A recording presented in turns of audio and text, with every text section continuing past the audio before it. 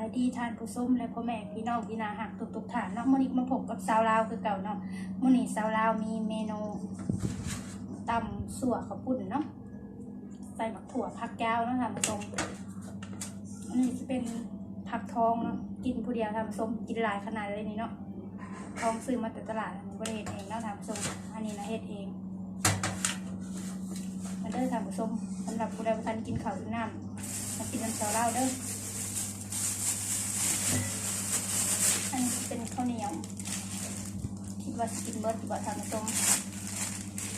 สำหรับคลิปนี้ไปจะข่าวเบื่อจะข่าวไหนกันเนาะทานผู้ชมส่วนนี้จะมีแต่คลิปกินเนาะเพราะว่าเราบ่ค่อยได้ไปใส่เนาะงานมากติเฮ็ดกับข้าวกินประมาณนี้แหละมาเด้อทานผู้ชมกินกันเราจะกินมากับข้าวเนาะมา20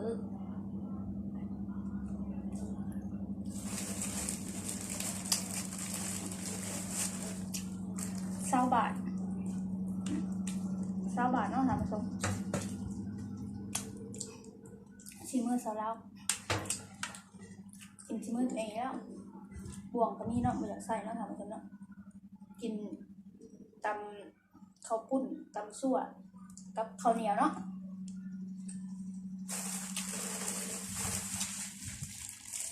เด้อทานผู้ชมกินกันเด้อขอบคุณแล้วท่านกินข้าวไป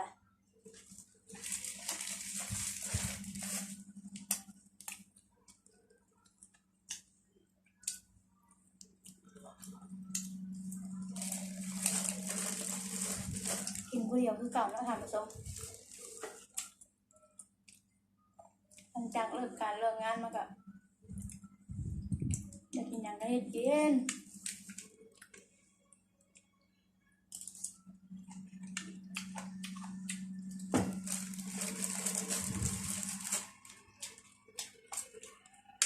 เป็นยังไงเนาะอากาศทั่วประเทศหรือว่าทั่วโลกมีฝนตกอยู่บ่แถวกทมคือฝนบ่ตกเลยเนาะท่านผู้ชมพักเลยเนี่ย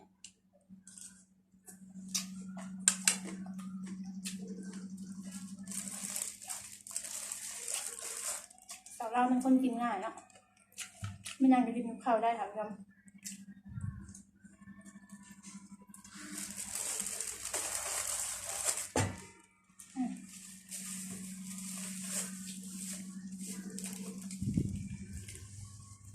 ใส่บ่วงบุกันไดเนาะนี่ก็ห้องบ่วงภาษาลาวบ้านข่อยว่าห้องบ่วงอ่ะ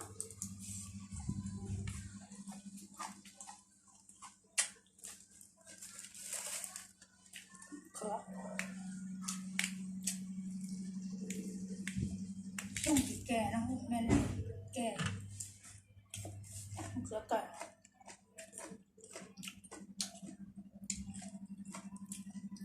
มื้อใดก็มาพบกับสาวกินคือเก่าเนาะค่ะผู้ชมวันนี้ไปไหนกินคือเก่ากินซุมื้อส้มสีอ้วนเลยแหละ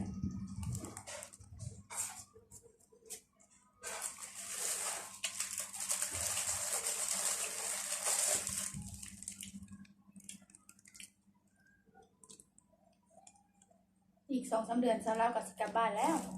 ส่วงเกี่ยวข้าวเนาะ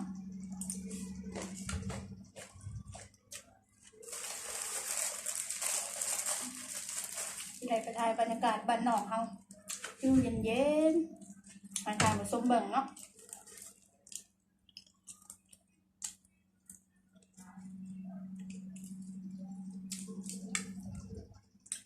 กลับไปเกี่ยวข้าวซอยพ่อเท่าแม่เนาะเดี๋ยวฮอดจวดเทศกาลฮอดยามจบข้าวนะท่านผู้ชมยามเห็นหน้ามีคนเฮ็ดช่วยเพิ่นแล้วเนาะก็เลยบ่เปลี่ยนกันเนาะท่านผู้ชม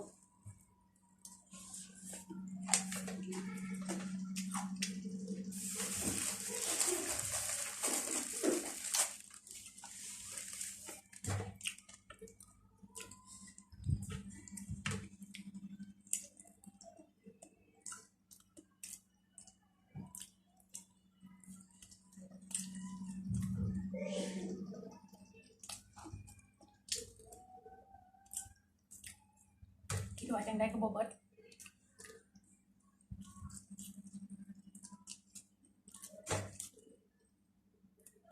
ช่องน้อยๆกินบักหลายบ่จักมือจักจำสั่ว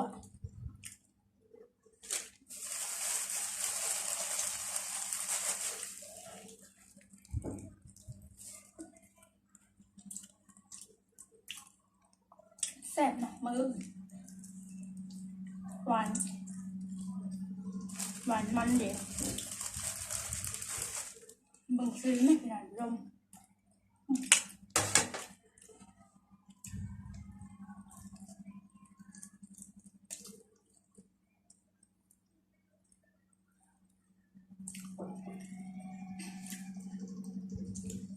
บางทีเสียงอาจจะคอยเสียงอาจจะแห้งกับคอโทษขออภัยหลายนะถามชมสาวลาวผมมี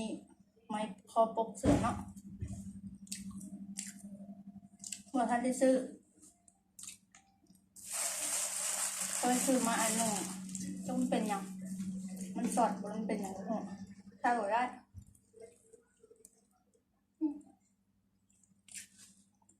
อันนี้เป็นแต่สิบเบิร์ดเนาะบอถนัดเนาะท่านผู้ชมใส่มือยุบแล้วเนาะ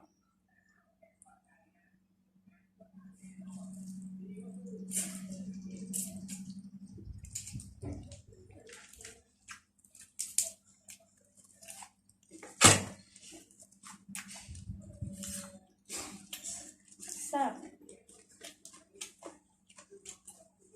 เสียบกินได้แค่กินบ่เบิร์ดคือเก่าหรอกกินผู้เดียว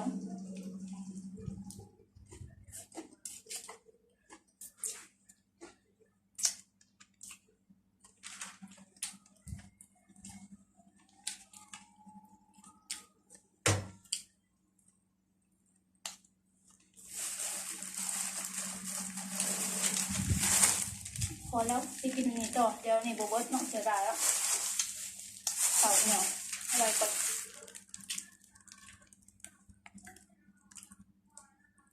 ซื้อมาเหลือคุ้มท่านผู้ชม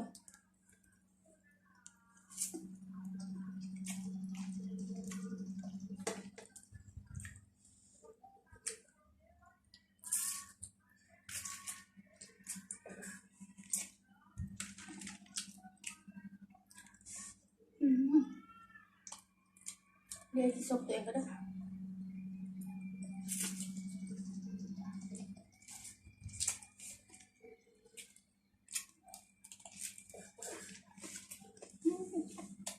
ห้ามไปเรียกลายเลยให้กินก็มูนคักเลยเนี่ยเสียดายมูเลิกงานไปเลยเนาะ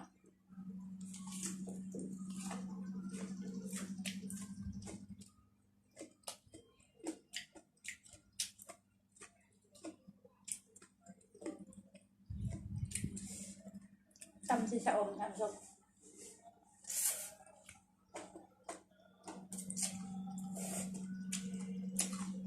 เหนื่อยหน่อยแล้วฮอน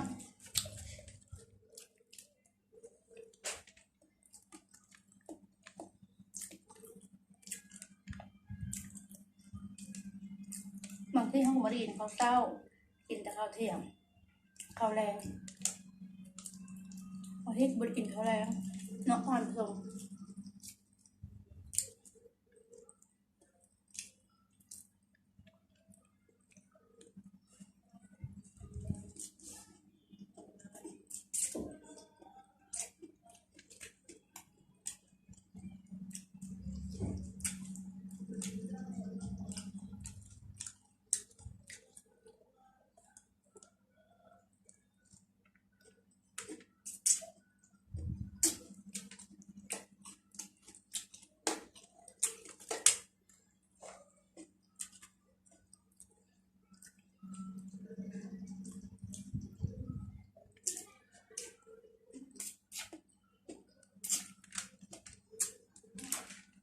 เนี่ยที่ซบฮอนสะอมเนี่ยมันจะแซ่บกินกับส้มตำกินสดๆแห้งแซ่บ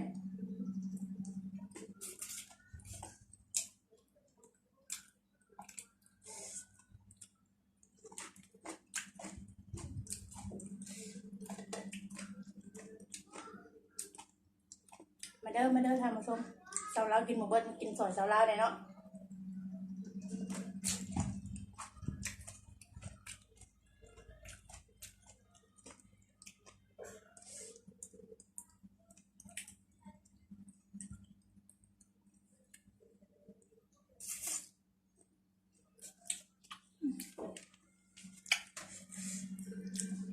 กินมะอื้อดีกว่า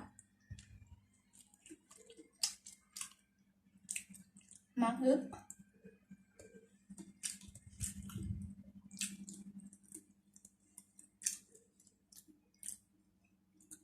สื่อก็จะแม่นอกมาฮึภาษาลาวห้องเนาะ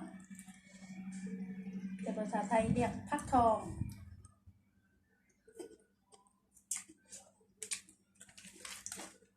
ใช่ไหม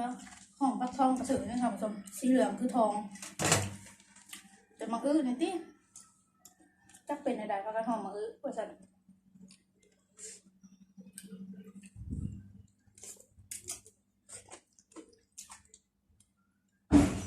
เห็ดแต่ละเทือบ่ค่อยสิเบิดเนาะ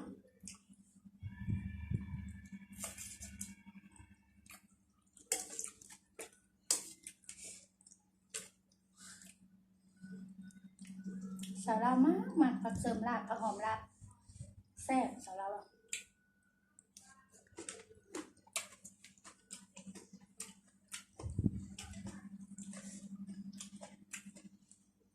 เขามาบ้านนี่ไงเขามาให้ได้นี่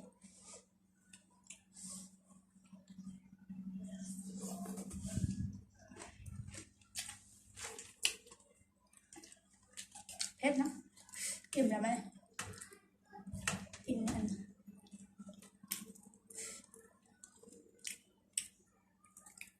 แตกกระจาย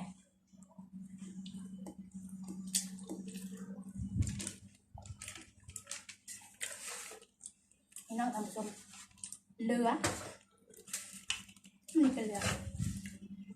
สำหรับคลิปที่สาวลาวก็ขอโตวเพียงสำนีเนาะท่านผู้ชมถ้าใครมักก็อย่าลืมกดไลค์กดแชร์กดติดตามแล้วกดสั่นกระดิ่ง